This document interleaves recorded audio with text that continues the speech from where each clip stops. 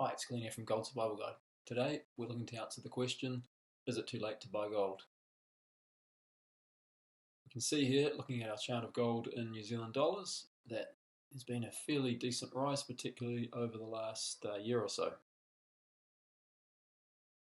Previous all-time high was back here in 2011 at about $1,850, and you can see that since 2014 there's been a fairly steady rise, and then quite a lot sharper rise here in 2019, a bit of a pullback, and then for 2020 there's been a pretty steady rise all the way up to over $2,900, and we're now at in the low 2800s. So it's pretty easy to jump to the conclusion and think maybe you've missed the boat and it's too late to buy.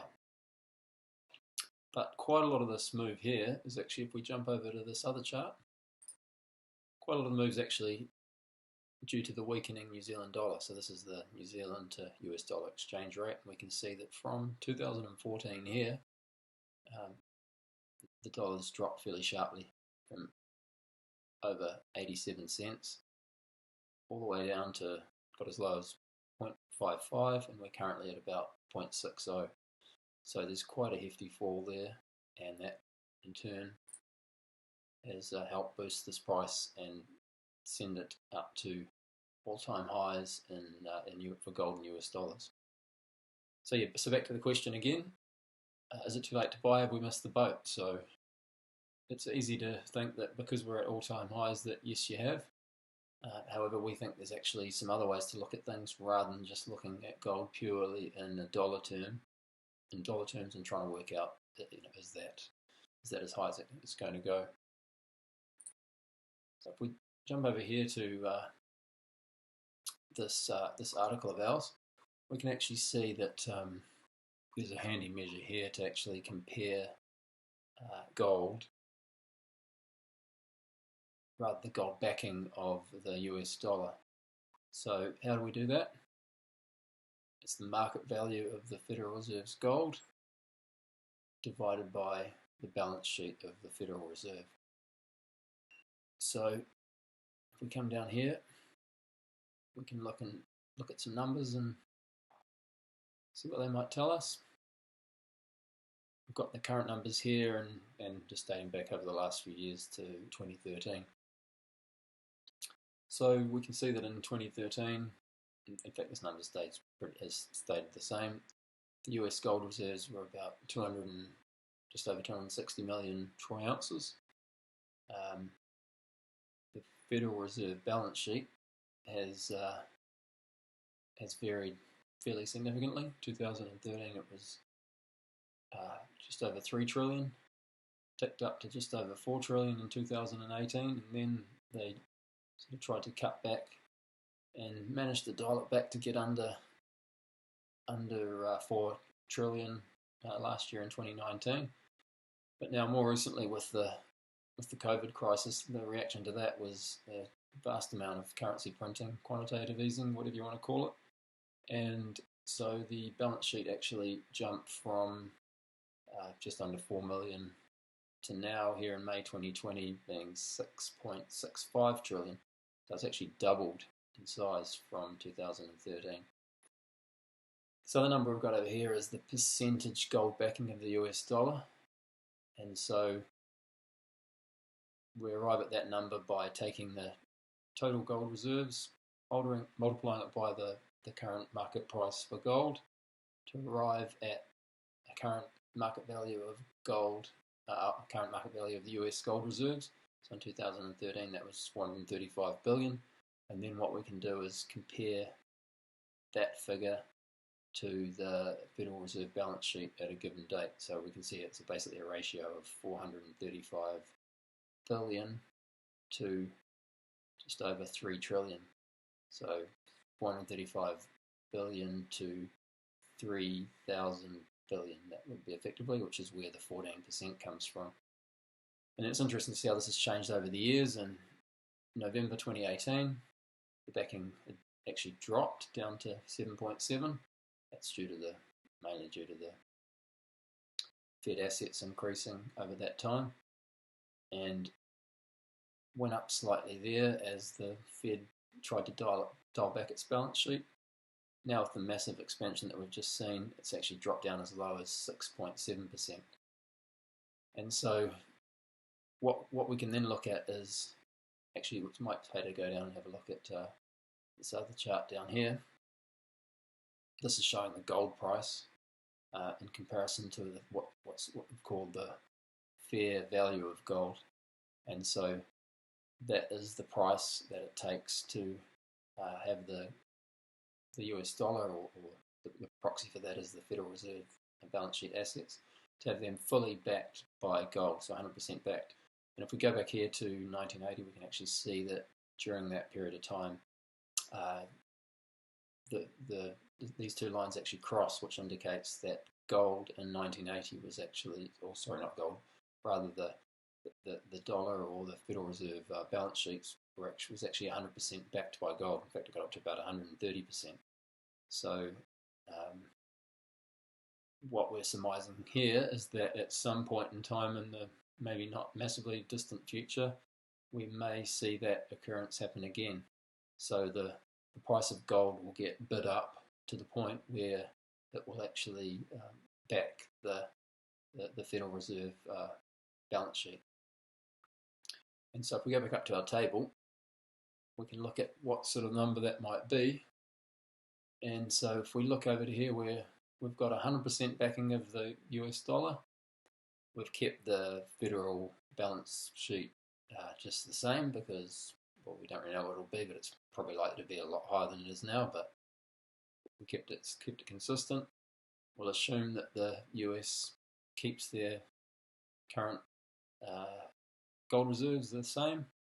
And so then all we're having to do is work out what the gold price will need to be in order for these two numbers to balance each other out to be equal. So we need the gold price to increase so that the total reserves equal the federal balance sheet assets of 6 million. So the what seems like a pretty crazy number that we come to here is just over $25,000 per ounce. So it's quite a hefty increase from the current 1,700 per ounce. So yeah, that might seem a little insane, but as we've already just mentioned and talked about down here, there is actually a historical precedent for that. And this chart here is actually out of date, and it's from 2013. So that back in 2013, that 100% backing number was as low as, well, it's not that low, but it was as low as $11,515. And so now here we are up in 2020, and this has ballooned out to some $25,000 and change. So, and the gold price is only up into about the 1,700. So there's quite a big gap between the two of them, and potentially we'll see that gap close as the gold price gets bid up. So we can also look at some other methods to value gold or to determine how high the gold price could go. So that's one method. There's other methods that can be used. Mike Maloney here uses US dollar base currency versus the value of all the gold in the US Treasury. So it's a similar measure to what we've just used there. He comes to a number that's similar to what we had when we did this last February 2019, which was about 14,000. And then he also argues that you should add the credit currency, so that's credit card debt, onto the base money supply. So in that case, that would push the gold price up to 18,000. So it'd be 18,000 to cover the total base and credit currency. So there's other methodologies you can use to value gold, and so we'll cover some more of them in a second. We can also just say here that there's some other figures that are used, like Jim Rickard's here arrives at a figure of around $10,000 per ounce, but he's only using a 40% gold backing for the dollar. So of course 10,000 is actually 40% of 25,000. So it's a similar methodology. It's just a case of what kind of percentage gold backing you want to use. So they all differ slightly, but they come up with some fairly similar kind of numbers.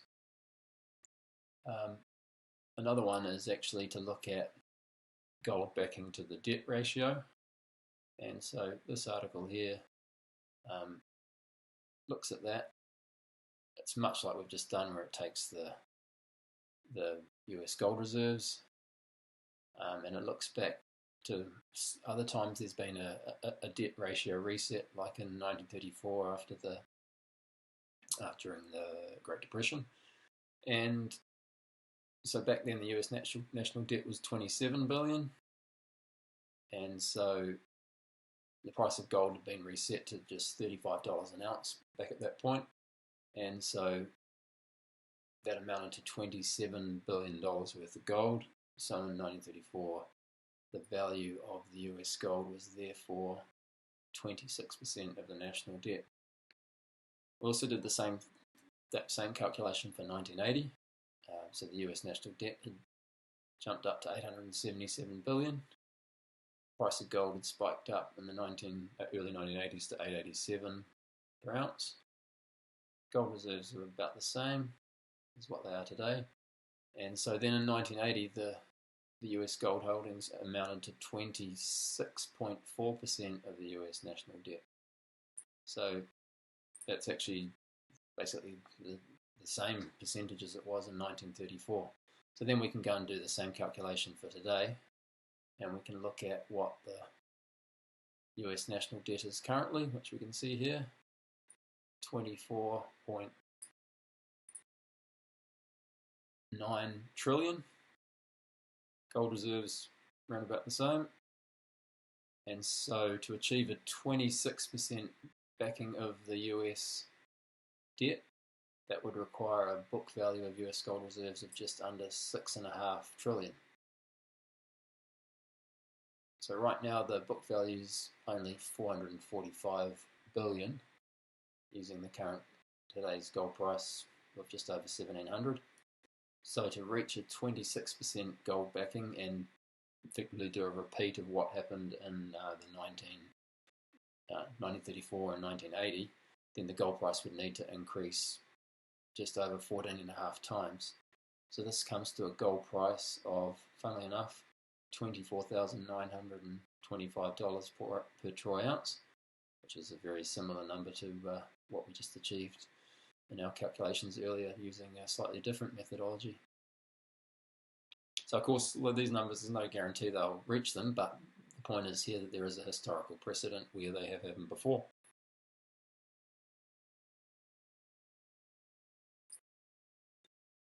So let's look at a couple of other measures or ways that we can value gold.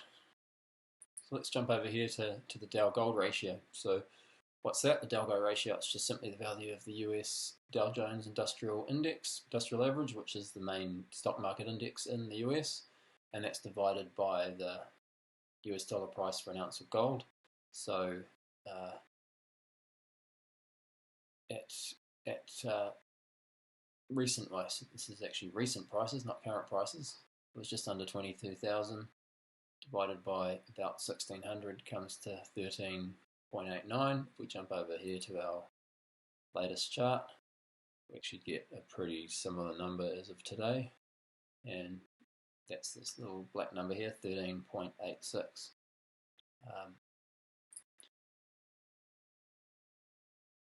So effectively this chart here is just plotting that ratio over time. So that's from right back in the early 2000s, where the ratio fell as the gold price climbed, then bottomed out in 2011 when the gold price peaked, and then shares continued to rise, and so the ratio went back up. And then in more recent years, the last couple, this ratio started to fall again. And in fact, here we are here with it actually plummeted, which is during the stock market crash that's just happened with the onset of the coronavirus. And so yeah, we're now down at about 13.6. So that's effectively 13 ounces of gold that it takes to buy the Dow Jones index. And so what does that kind of tell us? Well, again, we can kind of look back historically and see what's happened before. That's what this next chart down here shows. Is the Dow-gold ratio over a long period of time, a couple of centuries in fact. And if we come down here, I think there's a better chart.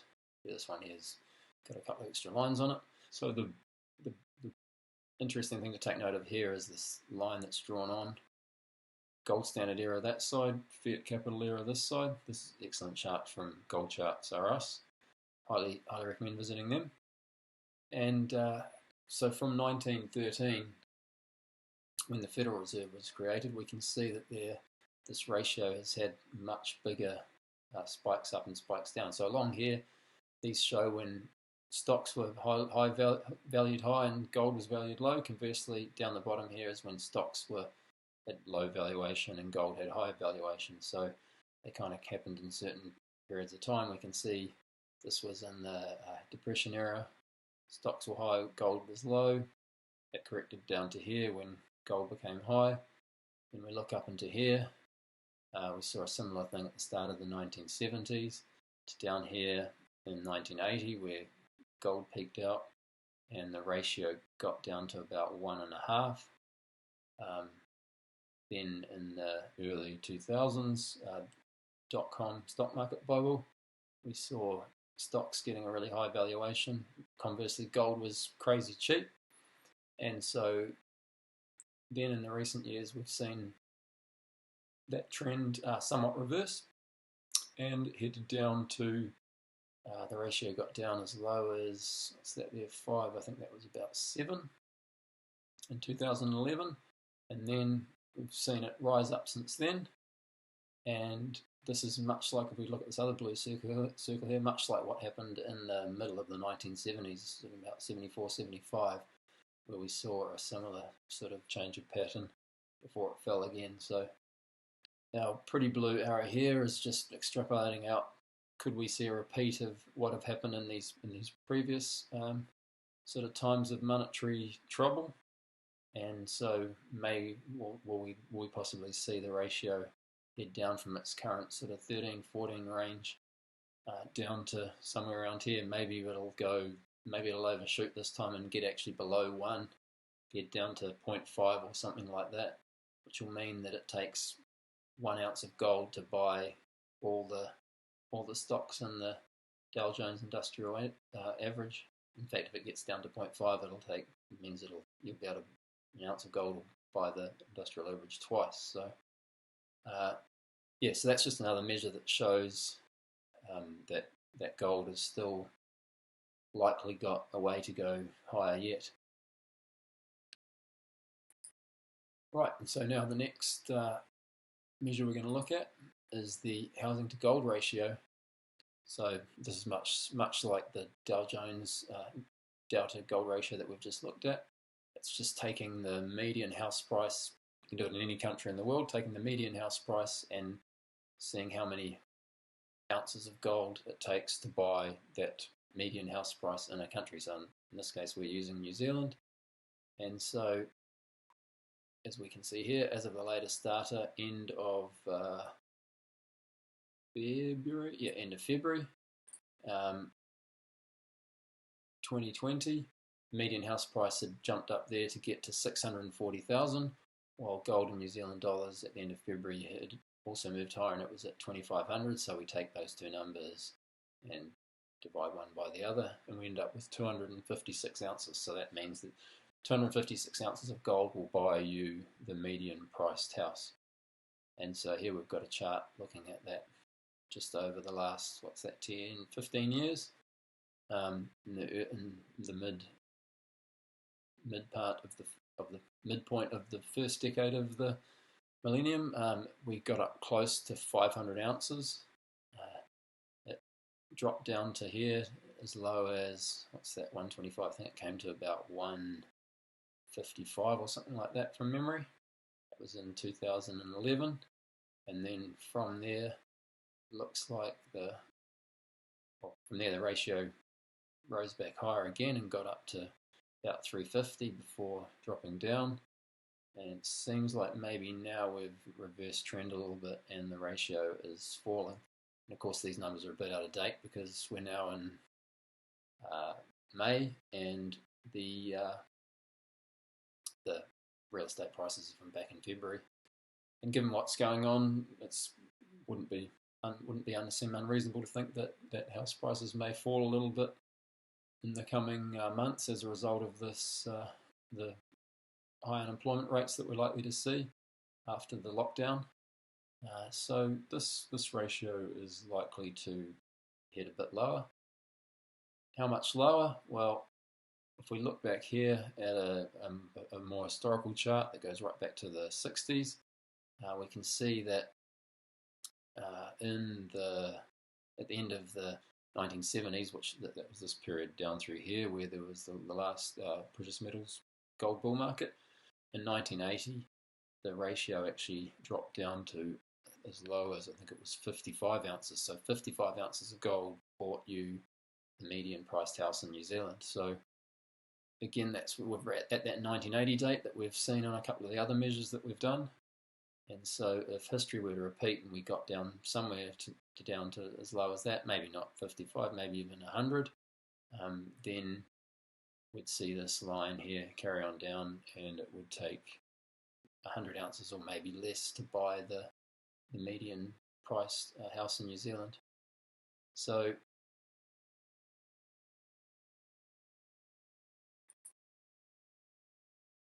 if the housing to gold ratio in New Zealand got down to as low as 100 again, then effectively that means 100 ounces of gold would buy you the median priced house in New Zealand. And so that's the equivalent of saying at today's prices, if the gold price was what it is today, $2,800-ish, times that by 100 ounces would mean that the median house price would be $280,000. So that is a lot lower than what it is today, but doesn't necessarily mean that that's going to be the case. Maybe the nominal value, the dollar value of houses might not actually fall. It might be more that they actually continue to rise or hold where they are or something like that. And so then maybe we see the gold price rise to cause that ratio to fall. So that's another one of measures. Let's move on to the next one, which is the inflation adjusted prices of gold. So we're again on the excellent Gold Charts R Us site here from Nick Led, and we can look here. He's gone and adjusted the gold price historically using the US government CPI inflation statistics. So in doing that, the end result is that the 1980 high of around $800 ends up being $3,017. So we're still a fair way off that. This is in US dollars, of course, not New Zealand. So we're currently about 1700 US. So we're a fair way off that. But that's using the current inflation CPI statistics, and they have been doctored and changed and altered so much over the last few decades. So he's also used the shadow government statistics CPI measure instead, which is back to, I've forgotten what year it is exactly, but that's a few decades ago, and using the CPI measures that were in place back then. And so if we jump over to here, we end up with some different looking numbers. So then we end up with the 1980 high when those old CPI measures are used. The 1980 high actually becomes just over $18,000. And so here we are way down here at 1700. So again, there's quite a bit to make up. And again, we're somewhere similar to that, in the ballpark of that 20 to 25,000 number that the other couple of measures that we've had use. So yeah, again, there's no guarantees with anything in life, but there is historical precedence for this, and my guess is that we're in the early part of this next phase up of gold rising in price compared to a lot of other overvalued, very bubbly assets like housing and shares or stocks. Right, so all those measures, ratios, all seem to show that there's quite a bit of upside potentially left in gold yet, and that it's probably not at all too late to buy gold, particularly with what's going on around the world and the amount of currency printing and quantitative easing that's going on by the central banks in just about every country in the world at the moment. So yeah, there's plenty of upside. I think it's also worth pointing out that there may be something else that's got even more upside, which is gold's sister metal, the much maligned and forgotten silver. And so there's another ratio here that's worth paying attention to, which is the gold to silver ratio. So it's again just taking the prices of the two metals and dividing them into each other. And here's a chart here that we've got that's going back to the early 1980s. And we can see that this ratio is currently the highest it's ever been. It's actually not quite as high as that as of today. So we're actually down at around about 112. But 122 is the highest that we've been through here. We can see we just touched 100 in the early 90s. And so what that means is that it's about just over 100 ounces, 112 ounces of silver will buy you 1 ounce of gold. So silver is very cheap compared to gold. We can see the 20-year average is sort of somewhere through here and around about the sort of 50 range. And we can see that it has got down as low as about 30 in 2011. It's not quite shown here on the chart in the in 1980, but the ratio got down to about 15 then. And so potentially this is historically very high. In fact, we just saw one article here recently that pointed out that this is the lowest, cheapest priced and lowest value silver has been to gold in 5,000 years. So looking back to ancient documents on ratios and what the debts and things were denominated in silver and gold, and right back to then there's been no instance where silver has been as cheap as it is today compared to gold. So silver looks like being the sort of screaming buy at the moment, even though we've just pointed out gold's got plenty of upside. Maybe silver's likely to have even more. Which one to buy? We always say if in doubt, probably get a bit of both. So all those various measures that we've looked at have shown that gold had a lot of upside potentially left yet. What this ratio here shows is that silver likely has even more upside than gold. And if we head back to just somewhere in here around the average, that's quite a big move for silver.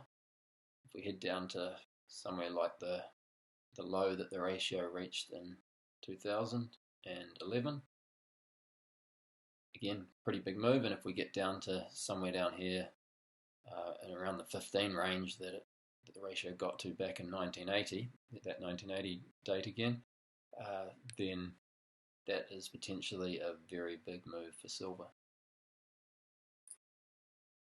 How big might that be? Well, if we take the current price of about 112 and we divide that previous low of say 15 into that actually that's not that easy to do off the top of my head. 112 divided by 15, so that's about 7.5 times. So 7.5 times the current price of around, let's call it $25, and that will give us a price of silver per ounce which is just under $200 per ounce. So it's quite a hefty move from where silver is today, and even if it only does half of that, well, we might be looking at a 3-figure price for silver. So yeah, potentially a lot of upside for silver, But as we've just shown, plenty of upside still quite likely for gold. So yeah, have you missed the boat? I don't think so. Sure, the best time to plant a tree might be 15 years ago. The best time to buy gold would have been 15 years ago as well. But just like that tree, the second best time to plant a tree is today. And so that's probably the same thing for gold. It's likely, with what's going on in the world and with what governments and central banks are up to, that there is plenty of upside ahead yet for gold. So thanks a lot for tuning in, and we'll be back soon with more on gold and silver. It's Glenn here signing off for Gold Survival Guide. Thanks for listening.